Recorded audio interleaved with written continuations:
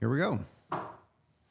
Jay Samit, welcome to the iSigma On Air podcast. I'm really glad you're here. I'm excited. It's been a fun show. Happy to be here. Yeah, no, I sat in on your session. I know you're doing another one tomorrow, and so you dropped a couple of hints about your past life, and then we'll get into your current life. But there was some major role you had in a big consulting firm. Give me a sense of your history. Where did you come from? What's your story?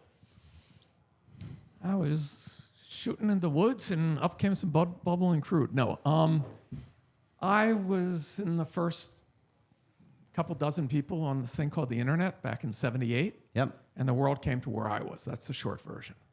And you hang out with people that the future seems so obvious that they're painting, and it took a lot of years in gray hair to be able to communicate to people with gray hair the future in a way that they can absorb. So I put the first video on a computer. I had hit video games. I build a company and sell it. And each time there's new technology that solves problems that already existed. And I believe that entrepreneurs don't sell things, they solve things. Solve for 5 people, you have friends. Solve for 1 million, you're wealthy. Solve for 1 billion, you change the arc of humanity. And so it's been really fun to watch. If you would have told me growing up as a poor kid, dozens of friends would become billionaires with B, I didn't know what a millionaire was. Yeah. This is insane. Like, this whole world has all been my peer group. So the way I predict the future is I spend my time hanging out with the people that are coding it and funding it. And then I just find places where it makes sense. So, like, if you're open to it, tell me some of those early stories that you were a part of. Obviously, you're doing your own thing, but what were some of the major influencers of your way of thinking? So, I had a video game company, PC Games. At one point, we had 7 of the top 10 best-selling games. Yeah. If that sounds impressive, it's because there are very few PCs and very few games. And the sound card was coming out. So instead of going beep, beep, beep, games could have other thing. Right. So I'm like, this is the MTV era. I'm like, oh my God, let's put rock and roll music into a game. Seems obvious. A couple things. I know nothing in the music industry. I know nothing how that works. I don't do anything. But I knew it would make games sell more, which would sell more PCs and more DOS and more Windows and all that. So I didn't know Bill Gates at the time, but reached out and said, would you, this is the guts I had, would you write a letter, because nobody had email, to David Geffen, the only billionaire in the music industry, to tell him to take a meeting with me because I want to partner with him on doing a game. And Gates did this. Really? Yeah, Gates came through for me so many times, it's unbelievable. The why is the story, not for on air. I got lucky. David Geffen knows nothing about a computer, whatever. He says, okay, what acts do you want? I said, you don't have enough good acts. Like the most powerful guy in show business. And people get used to me. I just say what it is. So he got me the best acts from everywhere. We had Aerosmith, Guns N' Roses, Peter Gabriel, Ozzy Osbourne. And this was my biggest selling game. And make a long story short, Universal Studios realized maybe this digital thing is the future. We need a game division. And a couple years later, now that's a couple $1 billion thing that I'm running. And then Napster comes along. Right. And the music industry's over. Right. They're laying off people left and right. And the world's largest music company is a company called EMI. That was the Beatles, Yep. Freddie Mercury, Queen, the Stones, Sinatra. I went with, a whole bunch of acts on the first time I played. But anyway, and I'm like a kid, like, oh my God, this is fun. But when he hired me, I said, I know nothing about the music business. He says, I got 11,000 people that know the music business. We have nobody that understands the future. So I didn't have the solution, but I knew if I put the word out that if you have any crackpot idea and it can generate revenue for artists and music companies and everything, I'll give you a catalog. I've got what you want. Nobody else was giving them anything. To tell you how all these things tie in, none of the record companies, Warner, Universal, and everything, would sell Jeff Bezos CDs. Jeff wanted to, after books, the second thing was CDs. They blackballed it. Really? I broke that thing. I'm like, wait a second. To get in a store, we got to pay for positioning, got co-op ad dollars. and we have 100% returns. If it doesn't sell, 2 years later, they could say, take back these, lousy act. And Amazon's saying, no, we'll pay you everything, and we own it, and da-da-da. And so, and then Steve Jobs was rip, mix, and burn, like steal stuff. So did some stuff to make him bend to the will, put on a DRM, let's do a legitimate iTunes, launch so iTunes and all these things, so launched dozens and dozens of things that failed, but by the end of the first year, it brought in $200 million of profit from digital. Wow. And saved these companies. And so I keep on getting calls from crazy people that I'm their last choice. Nobody in a 40-year career ever called me as their first call and said, hey, Jay, we're having our best year. And it's fun. Oh, that's so you had this big career in music within software or within games. Well, and, no, and then evolved into a whole bunch of much bigger plays. Yeah, every time I'm just doing my thing, and then at a certain size, they force you to run the whole companies. And I've been a NASDAQ CEO and all those types of things. The most fun is when you sit in a room with 5 people that have a good idea and you launch something. That to me is the enjoyment, because there are no wrong guesses, because nobody's ever done it. So you don't have to debate it. Action's the only thing. Right. Reid Hoffman, I helped Reid launch LinkedIn. Reid always said, this is the business where you jump off the cliff and assemble the airplane on the way down. And so tomorrow I'll be talking about some businesses that completely failed, but then looked at their data and said, wait a second, we discovered a business here that nobody thought about, pivoted, and the rest is history. It's not like people sit down and say, I'm going to make the flux capacitor, and they have this vision. It's like, you think you're going over here, but no one's gone that far. Right. So you want to be either the best in the world at what you do or the only one doing it. If you're the only one doing it, by definition, you're the best in the world.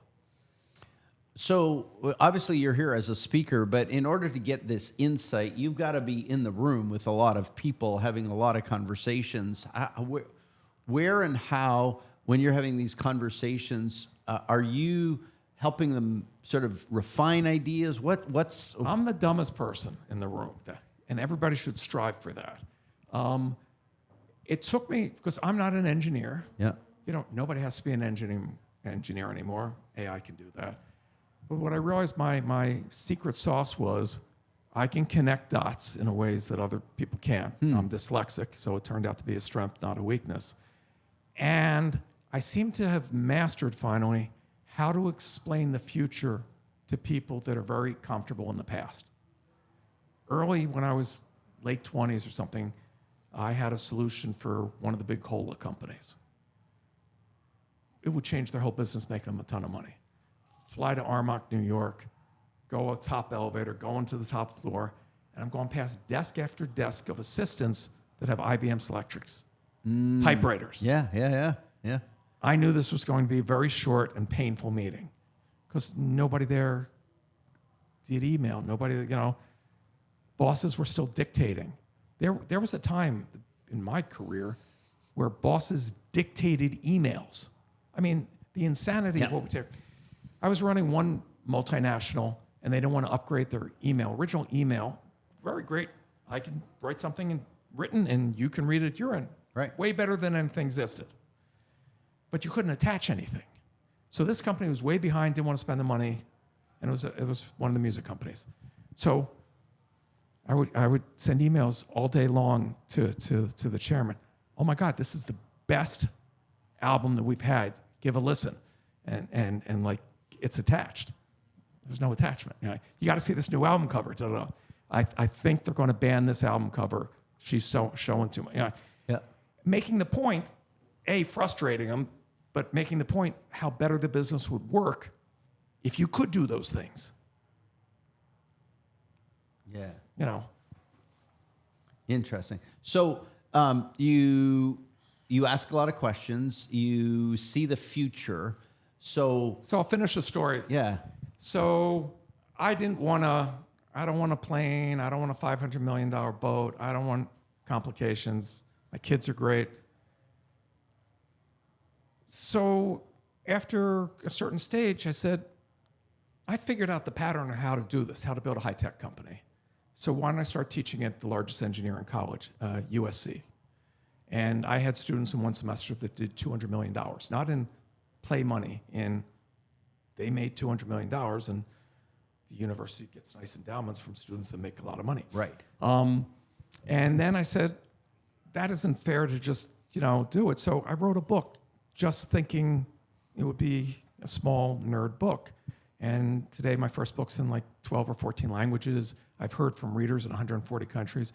People are thirsting for knowledge. They're seeing their lives being impacted, and they ain't seen nothing yet. The impact of AI is both going to be wonderful.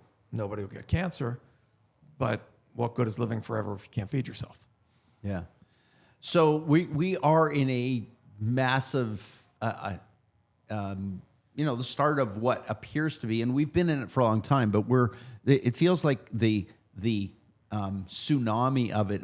It's starting to hit now, and what I see is a lot of people starting things. Like there's an incredible, almost like this entrepreneurial energy right now that I'm seeing with people. Well, every time there's a seismic change, if everything stayed the same, yeah, like if you were born in 1500 and then in 1600, nothing changed. Right. Right. Very, very. But if you all of a sudden see that the giant corporations can't compete against the startup, and you don't need capital to build a large business, and there are solutions that you can now do as a one person yeah, that used to take an army, those that act first grab as much land as they can. right, So that was here's a new thing. I don't have any competition. Because if you've ever applied for a job, you've had a straight job sometime in your life where, anytime you answer a job ad, by definition, somebody else has already done that. Somebody's more qualified, probably smarter, probably better looking, and I hate that person. So I'd rather do something that nobody else has done, and I've made a lot of mistakes, but you're still failing forward. You're still creating something new. Then when you've proven the point, certain people know how to blitz scale and then run that giant enterprise, and certain people like me go, you'll pay me how much to take it off my hands so I can now play again? So when I saw nobody was watching TV commercials, did a little startup that had a new way for advertisers to advertise and solve. And 18 months later, News Corp buys that startup for $200 million. We had $1 million in sales. So to me, that's fine. I don't need that's a pretty good return for a year and a half. Yeah. So there's always new opportunity. It's just the pace is faster than Darwinian rates. Right. We can't adapt. Certain nation states can't adapt. People are still bemoaning the manufacturing jobs went overseas since the 1970s. You've heard that. We lost the jobs to Vietnam or Mexico or wherever. Those jobs have all been automated. Your iPhone's made in what's called a lights out factory. Foxconn turned the lights off because there's no people. Right, right. And they used to employ 3 million people in that country. What happens to those people in that country? What happens if we lose 70 million jobs in the US? Yeah. Yeah. Yeah. You talked a lot today about robotics and robots. And it feels like that's an area that I don't think, an industry like ours, which is still, and you talked about this, it's a very physical environment. I mean, administratively not, but there's trucks on the road, there's drivers grabbing You're not things moving bits and bytes. Right. Yes. And so robotics tends to be an area I think a lot of people just go, oh, whatever. It's not really happening. And yet, you talked about Waymo, but what else are you seeing that this industry, and you talked about it, but I feel like the people who aren't at the, sitting in your session don't get to hear someone like you say, hey, they're coming for your truck. They're coming like you. There's amazing capabilities coming your way. So just to plug it, I have a book that comes out next week called The Second Act Advantage. Right. Really shows people how to benefit from AI. And I'm getting to your answer. Yeah. And what I realized the problem with books, again, I look at everything as what's short, is whenever I wrote any of my books, there's two problems. The second it goes to paper, it's out of date. Right. Okay, especially on these type of topics. And number two, I have to guess where you are in your personal journey. Mm-hmm. Are you a young person? Are you somebody who just got laid off? Or the college graduate? Da, da, da. So this is the first book in history, The Second Act Advantage, comes with a custom-built AI for free that personally mentors you through whatever you're trying to do. So if you spent your whole life trying to be an athlete and now you age out or you came in 2/100ths of a second too slow in the downhill slopes, you know, your second act could start at 25. Right. If you were a cop for 20 years or you thought you had a great company and everything in your whole industry. When I came to the music industry, there were people that knew how to get songs onto radio. They knew how to work with retailers and get those the albums put at the front of the store. Suddenly, no one cared. You lost your job at one company, there was not another company to go to. Everybody lost. Right. So we're looking at tons of jobs that people think, oh, I'm a social media influencer, I am a marketing, AI does it better. Right. So there's the friction's being taken out. But you're not going to lose your job immediately to AI or to a robot. You're going to lose your job in your company to someone else who is using AI and a robot while you're sitting there saying, this will never happen to me. Correct. If you sit there and say that long enough, you will be roadkill. And long enough is a real short period. So why the robots? Because this is the most Jetson, nobody's going to believe me. But when I wrote the book 10 years ago and said all the jobs are going away, nobody believed me. Now I look prophetic. We've had robotic arms in factories. We've had specialized robots that do amazing stuff. I mean, unbelievable. Surgery, heart surgery. I mean, distance where you don't have doctors everywhere, so the doctor doesn't waste all his time flying around. He can do surgery in 3 continents in a day. Your giant cranes on construction sites, the guys climbing up there can fall over a crane and die. Today's cranes are operated by somebody that's sitting in a bunker, just like the guys that are flying drones halfway around the world and go home to their family. The reason for the physical robot, the humanoid, is every single job that you can name was designed for a human to do it. You take the frozen fries from the freezer, you rip it open and you dump it in the fry machine. You lift up the thing and you shake it after 3 minutes, and then you dump it with a wrist motion. And then you repeat that for the rest of your life if you're going to be the fry guy at a fast food place. Every job's that way. Yeah. So if we can make robots, and I went through the math today, and I could hear a pin drop. Like sometimes I don't know if like maybe I'm coming on too strong with, you know, like you're not ready for the future. But the second you can tell somebody that for what you're paying a $20 an hour person, you can have a staff of 50 robots.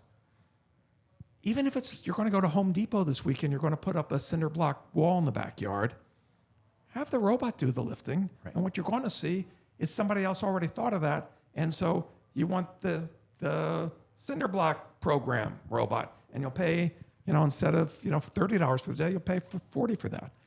So it's coming. Yeah, yeah. Well, and I mean, I dug in a little bit and watched a little bit of the stuff you're doing. You said your book's coming out with sort of an agentic support, you know, to help people. I a lot of times see somebody who just won a game, it sounds like. But I see a lot of people who are using ChatGPT as Google, but it's essentially they're thinking that's AI. And I've been on your site, I've watched some of your stuff, and like you've got all kinds of stuff going on in the background. And I've learned a bit from you, and I think I have 34 bots or automations with AI engagement, what I call agents, working on my behalf all the time. And I used to have staff. I now don't have staff because the whole system is constantly, I've got, you know, Cat Herder answers my phones, and, you know, people are reading my emails. Like, bots are supporting me all day long. And I think because you're so adept at explaining that, how do you explain agentic tools and use in a way that somebody who's kind of old school... So before they tune out, let me get them hooked in. Yeah. You could not live, and I'm talking to the audience as well as you, without your phone with all the apps on it. Yeah. Agreed? It's unbelievable. It's changed our world. We're not going back. App-based world. We all get it. Can you name any of the top 10 best-selling apps the first year of the iPhone? No. I'll tell you number 1 and number 2. There was a game with cats, and there was the fart app.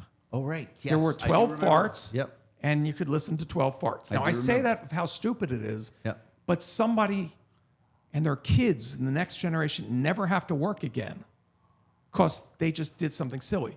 So let me take that today, where vibe coding, everybody goes, vibe coding. Vibe sounds cool, but I'm never going to code. Code's just a fancy word for dictating into the machine or typing into the machine what you want, and it'll do it. And then if it's not exactly, it's on you because you didn't describe it, and you can iterate. What I love about doing, I speak all over the world on stuff, is I now have really cool graphics because the most amazing graphics literally take 20 seconds of my day. So why wouldn't I give you the coolest idea? And so people that didn't see it, I had like a Terminator, pushing the thing onto the shredder truck. So yesterday, somebody vibe coded for the fun of it. If you're a fan of When Harry Met Sally, the moaning scene in the restaurant, I'll have what she's having. Yep. They took that sound effect and they wanted an app that if you slap your computer, it'll moan like it's having an orgasm. That's right up there with the fart. It's simple, stupid. First day sales were $7,000. Wow. So tomorrow I'm going to talk about, to prove how much things are changing and how fast. Yes, I worked with college kids. Yes, I've worked with large corporations, the White House, the Vatican, all that type of stuff. But a few years ago, I had this crazy idea. What if I took a homeless immigrant and mentor him one day a week for a year? He has to start a business that takes no money, no business introductions. I'm not giving him a capital. I'm not telling him what to do.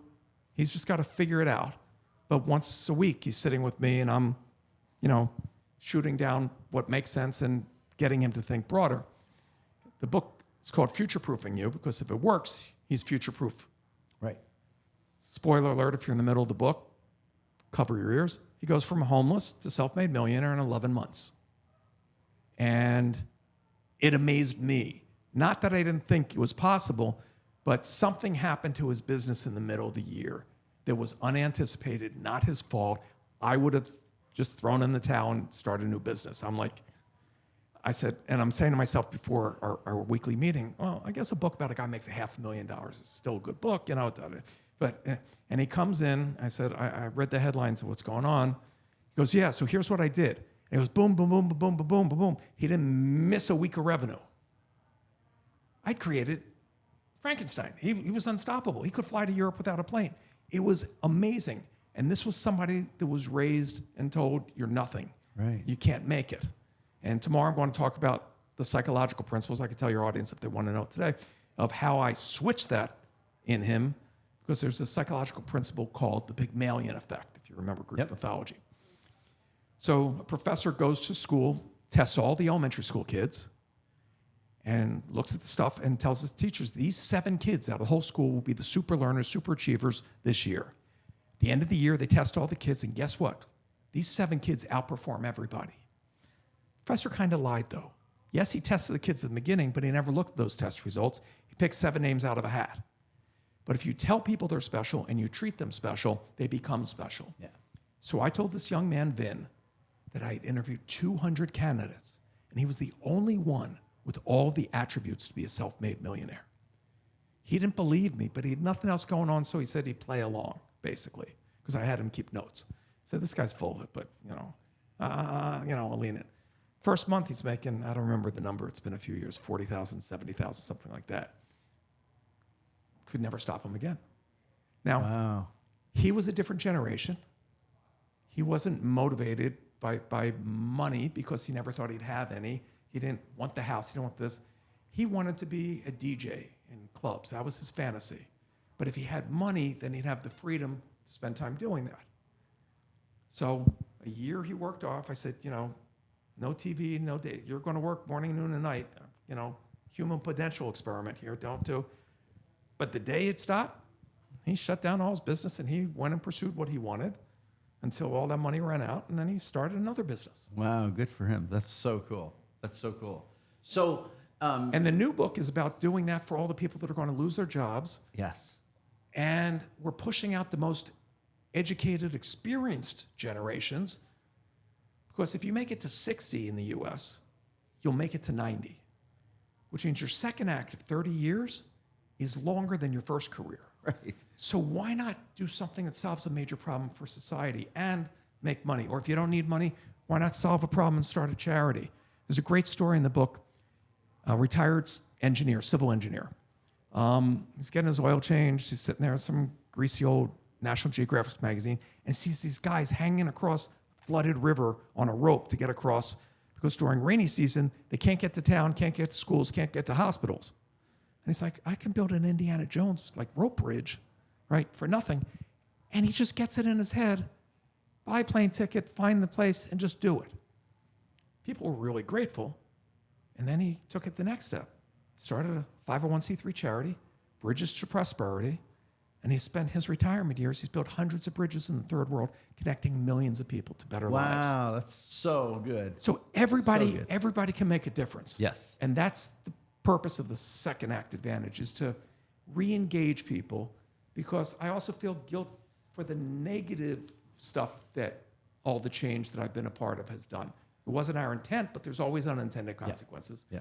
So if algorithms that control our lives make more money by dividing us, I, in the book, explain ways that we can now cooperate and make community again and society and use this stuff to society's advantage and our own advantage, do good and do well. Yeah. So someone who has been building a business, a very old world business, like shredding companies. Shredding companies they're machines. You put paper through them. Paper comes out the back end. It's not the oldest industry I'm dealing with. No, but it's still, Yes. it's only been around for 50 years. Right. So it's not really an old industry, but it's got this sort of traditional way of being in the world. What do you if you had a day with somebody like that, what would you tell them to do? What were the first couple of steps you'd encourage them? They're a 55-year-old woman who's built this really cool company. What would you say, do this as a way to sort of get them on their path? So it's the order that I tried to peel back the onion today. Yep. There's inexpensive, easy-to-use tools. If you know how to speak or you know how to send an email, that's all the technical training you need. Yeah. And suddenly, sitting next to you on your computer is somebody that can find where the waste is, can make your business more efficient, can find gaps in the market in your own town, state, wherever your territory is, to get new business, and to be able to cut out so much cost that you can actually charge less than some competitors that have huge overhead, because your overhead will shrink tremendously. And if I can get you to that, then the second half of the talk is there's $1 trillion opportunity for this industry that no one has ever mentioned or thought about. And normally I don't have that in a speech. I speak all over the world. I'm looking at this industry and go, oh my God, if I was going to do a business today, this is the best business in the world to be in. Because people are going to be throwing money hand and fist to you. So do you want to get it? Because I can guarantee you somebody will. Yes. And what we were talking about is the trillions being spent on data centers, and all those servers and chips only last for 2 years.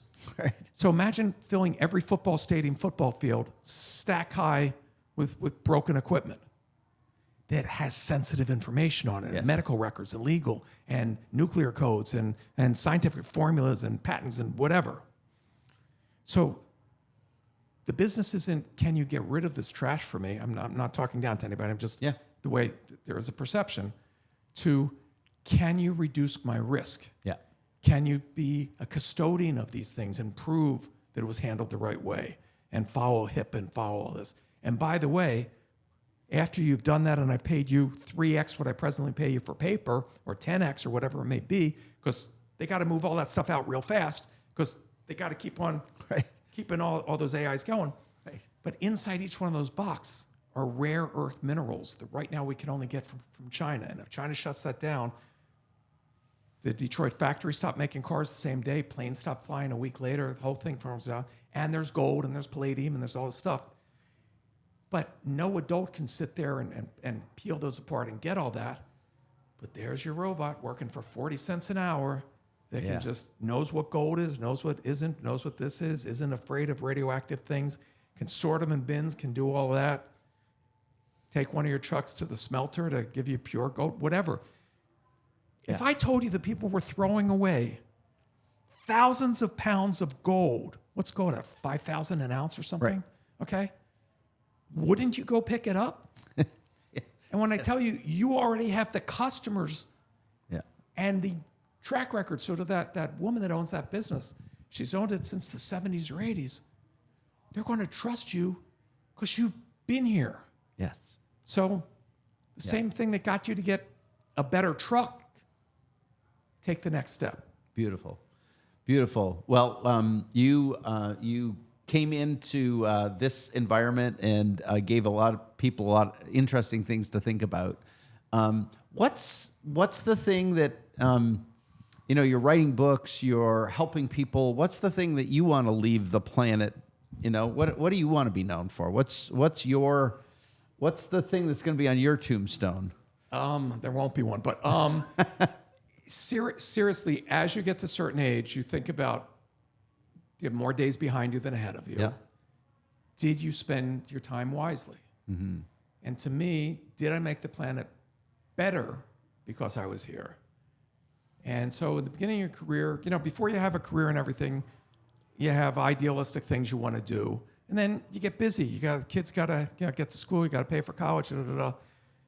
But if you're fortunate to be on the other side of it, this is what I don't understand the people that have $100 billion. Like, you obviously think you're smarter than everybody because you probably are. So why would you leave that when you're dead? Right. Why not put it to the best use? Mm-hmm. So, Bill Gates retired. In the past 25 years, he's been solving one problem: childhood death, child mortality. And he's cut childhood mortality in half globally. Yeah. There's 25 million lives a year being saved. That's a legacy a lot better than I'm the world's richest man. Right. So, I'm trying to spend the time. I'd like to just sit and do nothing. But every time somebody comes to me with a technology that can literally change the arc of humanity, and I'll give you the example in a second, I feel like my mother would roll over in her grave and like, what do you mean you didn't help? So I had an engineer who worked for me. He was a Kansas farmer's kid and grandfather, long time generations of farmer. Dad handled pesticides, herbicides, got Parkinson's, died. And it's like, why for the past 100 years is the best idea we have to grow food that we put in our bodies is let's put enough poison on to kill every rodent and small mammal and bird and frog and weed, but it doesn't kill humans for 20 or 30 years so we can make a profit. Right. That's insanity. Yeah. So we built, it's called Greenfield Robotics. We built these little robots that can tell the difference between a plant and a weed. And it goes down row crops, like think of corn, soy, milo, and it cuts off the weed. You don't have to get it out of the ground. Because what happens is when the corn canopies or the soy canopies, they steal all the sunlight. That's what plants were genetically designed to do. Right. And the weeds die. So now, follow the math on this. Robots as a service is cheaper than poisons. Yeah. The farmer now makes more per acre because he's selling organic. Doesn't have to handle these things and gets to live a healthy life. The runoff doesn't go down the Mississippi and kill all the fish. And we don't die from what we're eating. Beautiful. Right? It's great that AI can cure cancer, but if we're putting Roundup in our body every day, you're cutting off one arm while you're patching And so the other. is this technology This is out there. It's doing. It's so on farms. Cool. And So cool. My first time being the chairman of a farm equipment company, my first time on a farm was after it's already working. I don't add value at that. I can shine a light on an idea. Yeah. I've raised hundreds of millions of dollars for startups. I've been a public NASDAQ. I mean, success gives you access. Yep. I'm the same idiot with the crazy ideas, but now because there's this track record behind me, people let me finish the sentence before they roll their eyes. Yeah. I watched the crowd today, and I didn't know going into this because normally I have closer to tomorrow's talk, principles of what I taught the young man and what anybody can benefit as an individual. But when I discovered that this industry could suddenly be so wealthy, it's unbelievable. Mm-hmm. I felt, let me put in the work, let me try to do it. and I watched people get out of their chairs and start snapping pictures of everything. And you could hear a pin drop during the robots. There was no snickering. There was no, I don't get it. No. And robots, by the way, will allow you and I to live independently longer in our homes. There's not enough people, and the cost of having skilled, my mother-in-law, 91, just fell. Yep. She can't be by herself again. Right. Getting 24-hour care, most people can't do that. Having somebody to give up working to support children and be the sandwich generation and support parents, as now people are living to 100, robots will fill in that gap. Yeah. Yeah. It's really exciting. Jay, it's been delightful to talk to you. We're looking forward to what you share tomorrow as sort of the bigger talk with the whole community. So I'll do a couple plugs. Yeah. If you stayed in this long, I didn't bore you. Yeah, let's plug. I write a Substack that's free. Yep. Samit, JAYSAMIT.substack. And I try to show once a week on Sundays great uses of stuff that people are doing and any new tool use or whatever that I find interesting, fascinating, because my peer group tries to outdo each other of who's found a new scientific, they can now grow teeth. There's no more cavities to worry about, So that's the more people that you can light the spark, the more fires you'll have. Yeah. And then the book, The Second Act Advantage, I did this because I'm really concerned about what happens if you have 20, 30% unemployment. I can't help everybody. I don't have a magic wand. I don't have the ability to make Congress do something or White House. No one does. But anybody that raises their hand that wants to help themselves and their family, the Second Act Advantage is a lifesaver. And that comes out shortly. You can order it now on Amazon or anywhere. Sort of pre-order it? Cinco de Mayo, it'll be good in your house. Very cool. So thank you for letting me come here. I've had great conversations with people. So I got off the stage going, did I go too heavy on change? But no. I think because I've been in this industry. I think I told you before you talked. I've been in this industry almost 30 years, and I think everybody realizes that the current iteration, the paper side of this, there'll always be paper, but it's evolving, it's changing, and you can see it in the vendor community. If tomorrow when you walk around, you'll notice shred trucks are now ITAD trucks. Like even the vendor community has shifted over the last 20 years dramatically towards something different than paper. But to me, there's a massive opportunity there. I agree. It's the other thing that pushes change, whether by choice or circumstance, disruption's coming. Yeah. So if you have the biggest law firm and accounting firm as your clients, you go, I got this in the bag. You don't need large law firms anymore. No. That's gone away. Yeah. Accounting firms gone away. So all that paper that they're making, gone away. Yeah. So your clients may disappear, and then what do you do? So that's I think it's an exciting time, and I really am now going to keep my eye on this industry because I want to see, was a seed planted and how fast did somebody grab $100 million in new revenue? Yeah, no, it's beautiful. Well, brother, thank you for being here. I appreciate you and continued success and all the cool stuff you're doing.